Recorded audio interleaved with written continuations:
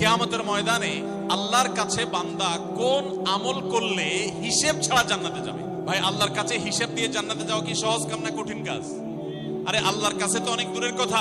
আপনি যে প্রতিষ্ঠানে চাকরি করেন তার মালিকের কাছে, উপরস্থ বসের কাছে একেবারে পুঙ্খানুপুঙ্খ করে প্রতিটা পয়সার হিসাব দিয়ে একদম সবকিছুতে পারফেক্টনেস প্রমাণ করা, এটাই তো একটা কঠিন কাজ, দুঃসাধ্য কাজ।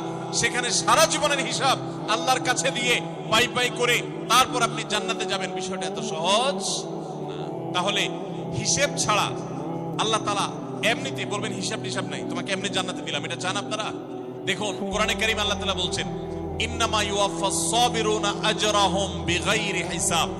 আল্লাহ বিনিময় দেওয়ার ক্ষেত্রে, সওয়াব দেওয়ার ক্ষেত্রে দুনিয়াতে যারা সবরকারী হবে, যারা ধৈর্যশীল হবে, যারা সহিষ্ণু হবে, যারা নিজেকে নিয়ন্ত্রণ করতে পারবে, এই সবরকারীদেরকে আল্লাহ তাআলা হিসেব ছাড়া দিবেন।